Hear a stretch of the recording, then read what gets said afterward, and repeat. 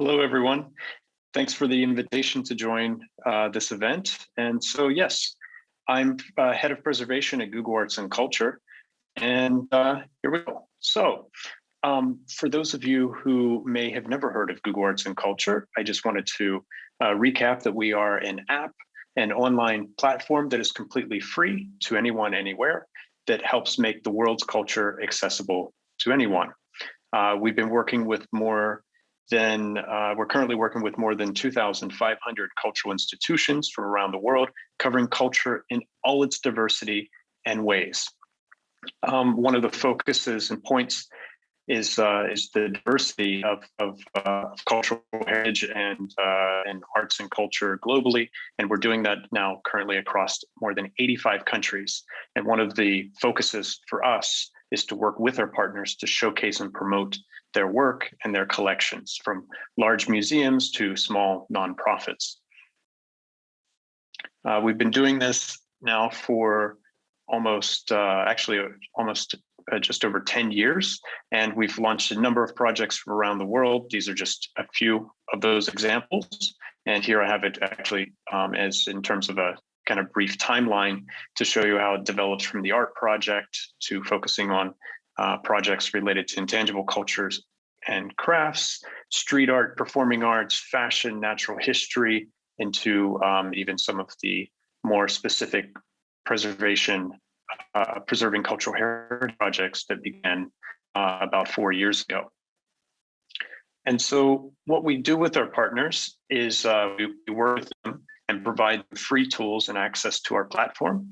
And we're always iterating and making the storytelling possibilities for them to capture the interests of users from around the world, be it from an educational perspective or just culturally curious of all ages.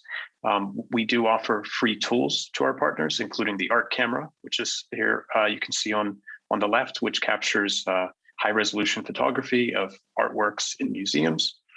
If you're also familiar with maybe Street View, we have worked with our partners to bring Street View inside museums and cultural institutions and locations so that people have a virtual way to explore culture in online in a different way.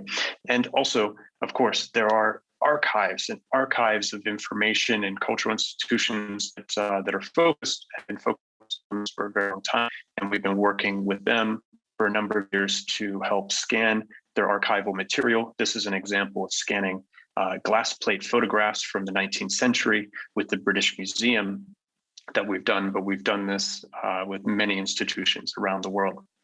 And so one of the things that, of course, in the last 12 to 14 months that many people haven't been able to travel as much as we once could due to the pandemic. Obviously, we've been working with ministries of cultures from around the world and cultural institutions as well to allow people to at least help and augment the ability to travel virtually almost anywhere.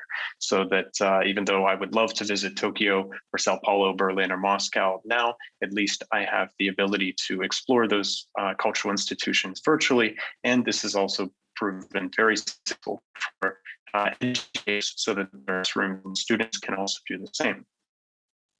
When it comes to preserving and promoting cultural heritage, of course, there are many different ways and many different buckets and pillars that we focused on.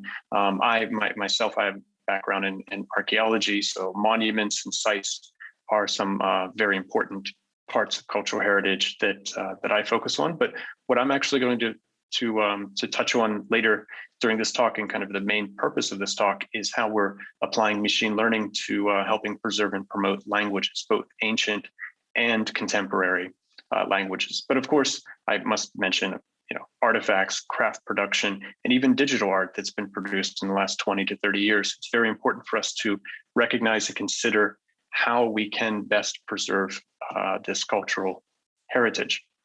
So I just wanted to kind of give everyone watching a background into some of the projects that we've worked on over the last few years. Heritage on the Edge is a project that we focused on 5 World Heritage sites from around the world. One of them was Kilwa Kisiwani on the Swahili coast of Tanzania. And this project focused on giving a local voice to a global story and presenting it in the form of 5 chapters of the impacts of climate change to cultural heritage sites and the ways in which technology can be used to help protect and mitigate those challenges that are becoming all the more obvious and apparent currently. We've also worked with our partner, the American Research Center in Egypt, to present a project. This was earlier this year called Preserving Egypt's Layered History. And you have the ability to explore multitude of from the ancient past to even more historic sites across Egypt. This was a project, the Art and Soul of Mosul. We actually did this with Al Ghad Radio based in Mosul, connected to the museum, the Mosul Cultural Museum there, where there was an exhibition and primarily was focused on the contemporary art and artists who have been working there during the ISIS occupation, and after. It was one of the first. It was the first museum exhibitions after that time, and we helped even bring Street View, so you can actually explore the exhibition, but you can learn much more about the history of Mosul and actually virtually even walk its streets. Kipu Keepers is a project we launched just, I believe, 2 months ago. And this focuses on the yet undeciphered writing of Incas in South America. And this was done with the Museum of Art in Lima. And finally, the World of Difference. This was launched just, I believe, 2 weeks ago. And it explores the unique places and cultures from around the world through the photography of Angelo, who's an Italian photographer and designer. I invite you to explore more about these projects and the interactive stories, because we also are implementing different ways of using 3D technology to make this content and these stories come alive and become more interactive for people around the world. And so Fabricius. So Fabricius is a project that we launched last year on the anniversary of the discovery of the Rosetta Stone. And as many of you may remember from school or from your travels, maybe even to Stone itself in British Museum in London, the Rosetta Stone is a way to connect 3 different languages, or specifically the language of ancient Egyptian hieroglyphs to a modern language, which was then been translated now, and we can communicate and use it in French and English and many other contemporary languages. So Fabricius is a project that uses machine learning to help decode and promote ancient languages. We launched the project in collaboration with the Australian Centre for Egyptology, and we wanted to make it a way that it's accessible to researchers, but also to the general public who may have never understood or looked into how amazing ancient Egyptian hieroglyphs and the language is. And so we essentially launched it in so that you have 3 different ways that you can explore it. The first is Learn, which allows you to take some of your firsts to the world of Egyptian hieroglyphs. This was done through a basically interactive tutorial. And we also did Play. So I have these examples I'll show you in a moment, but I just want to highlight that the entire experience is available in English and in Arabic.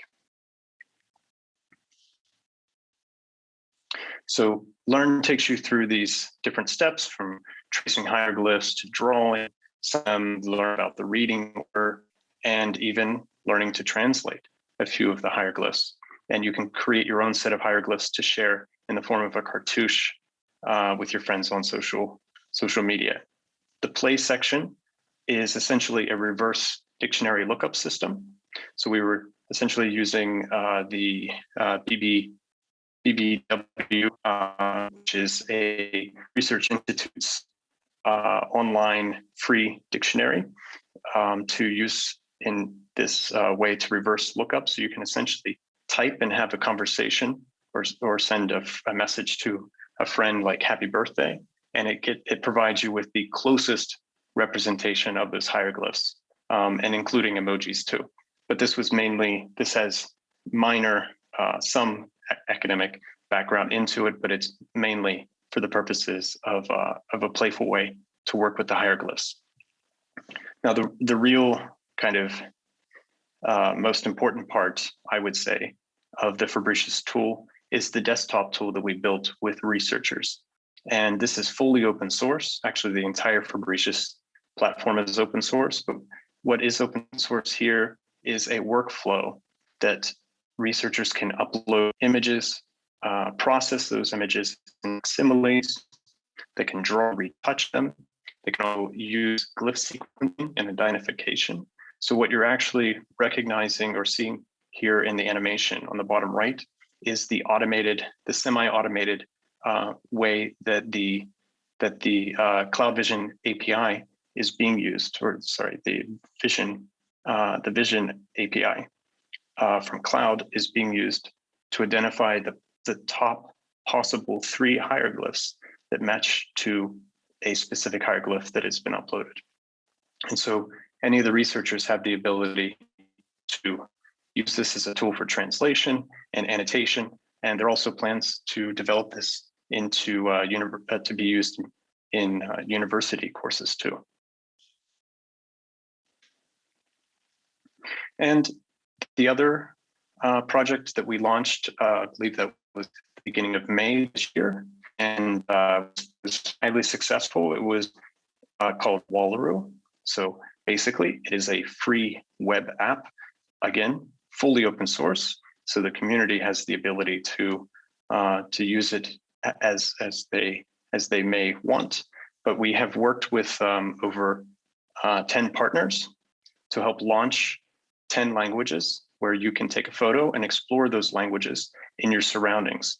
The majority of these languages are actually some of those which are listed on the UNESCO Ask language list. So the purpose of Wallaroo is essentially to promote the use of these languages so that people can learn about them from around the world.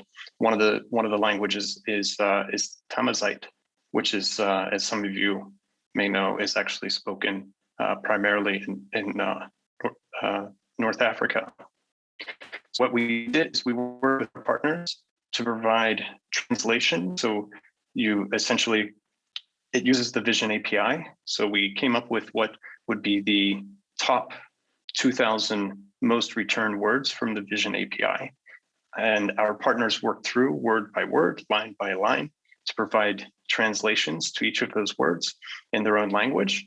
And what even took more time was for them to record each one of those words for the pronunciation, so that when you take a picture of objects in your environment, you will be able to not only see and read what the translation of those objects are in the language that you've chosen, but you can also hear a native speaker speak them.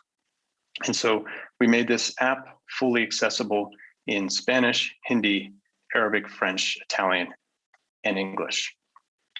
Here's an example of a picture of being a picture of a cat. It did identify a cat, probably identified feline, and possibly glasses, face, hair, etc. So you can, I invite you to experiment with the Wallaroo app, because, I think it's a fun way to kind of explore different languages of objects in your surroundings, and to also learn how to pronounce those words. So with that, I think I'm going to conclude and ask if you have any questions. So thank you so much for your attention, and I'm happy to answer any questions. Thank you very much, Chance, for your interesting talk. I have a question indeed regarding what should we do as an African community to help preserve such ancient languages and cultural heritage? What do we need to do in terms of even governmental aid to help the governments preserve and maintain these sites and information?